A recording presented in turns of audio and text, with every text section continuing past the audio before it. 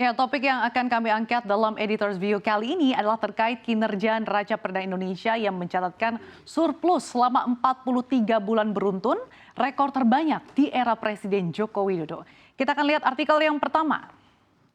Pak Jokowi rekor, 5 barang ini malah tekor. Artikel berikutnya.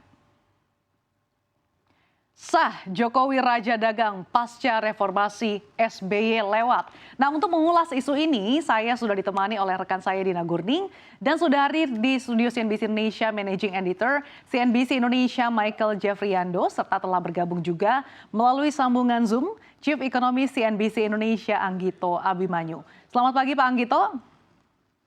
Selamat pagi, Mbak. Terima Selamat kasih. pagi Mas Michael dan juga Dina. Selamat pagi.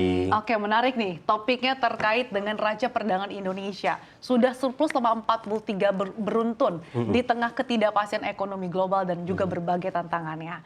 Dari pandangan Mas Michael, seperti apa sih kita bisa membanggakan prestasi neraca perdagangan Indonesia yang sudah surplus selama 43 bulan beruntun ini? Iya, bagi Presiden Jokowi jelas bangga ini ya, karena setelah reformasi Jokowi udah mencapai level tertinggi lah dibandingkan presiden-presiden sebelumnya gitu, dengan 43 kali surplus neraca perdagangan. Nah, kalau bisa diceritakan ke negara lain mungkin ini satu hal yang juga sangat baik ya, karena banyak negara neraca perdagangan juga tidak sebaik Indonesia gitu. Nah, tapi di sisi lain memang banyak catatan ya dalam neraca perdagangan yang disampaikan kemarin oleh BPS gitu. Kita lihat untuk surplus masih cukup besar, sekitar 2,41 miliar gitu, cuman lebih kecil dari bulan sebelumnya ataupun tahun sebelumnya gitu. Karena tren ini menurun cukup dalam. Kalau titik tertinggi kita sempat mencapai 5 miliar dolar ya. Nah, sekarang turun cukup jauh ke 2,41. Salah satu faktor yang mendorong penurunan surplus ini memang redaksi melihat ada sisi ekspor yang terus bergerak di zona negatif gitu. Ini juga sejalan dengan harga komoditas yang terutama menjadi andalan Indonesia seperti batu bara, CPO, nikel, besi dan baja dan lainnya gitu. Jadi karena harga komoditas itu turun, maka ekspor pun menjadi negatif gitu. Sementara dari sisi impor kita lihat kemarin terakhir itu mengalami peningkatan. Baik, nanti kita elaborasikan lebih lanjut begitu ya terkait dengan hal itu. Tapi saya mau tanya pertanyaan yang sama juga ke Pak Anggito. Pak Anggito, Presiden Jokowi disebut-sebut sebagai Raja Dagang Indonesia karena sudah berhasil mencatatkan atau membawa Indonesia selama 43 bulan berturut-turut neraca perdagangan surplus. Bagaimana tanggapan Anda? Silakan Pak Anggito. Ya, terima kasih Mbak Dina.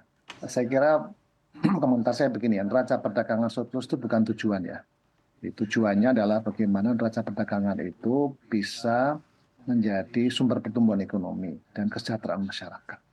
Jadi neraca perdagangan itu bukan sesuatu yang berdiri sendiri ya dengan indikator yang lain. Kalau neraca perdagangan kita surplus dan pertumbuhan ekonomi kita 5%, maka sebetulnya itu ada yang disconnected ya antara neraca perdagangan dan pertumbuhan ekonomi. Barangkali ada kebijakan-kebijakan yang memang tidak sejalan dengan pertumbuhan ekonomi. Yang kedua, kalau kita lihat, saya belum sudah mempersiapkan 2 grafik ya, bisa ditayangkan ya, bahwa sebetulnya kalau kita lihat neraca perdagangan surplus itu ada faktor eksternal ya.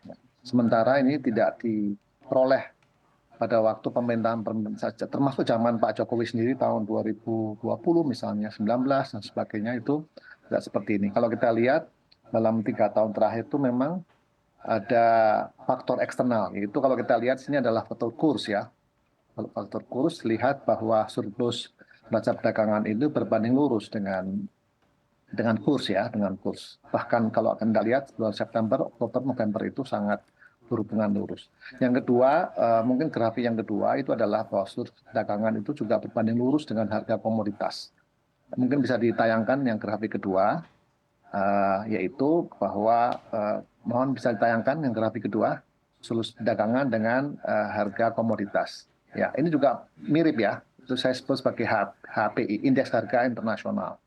Itu pergerakannya mirip gitu ya, mirip. Jadi memang kita mendapatkan support luar biasa dari faktor eksternal. Nah, persoalannya adalah kalau kita mengetahui bahwa neraca perdagangan ini kinerjanya sangat dipengaruhi faktor eksternal.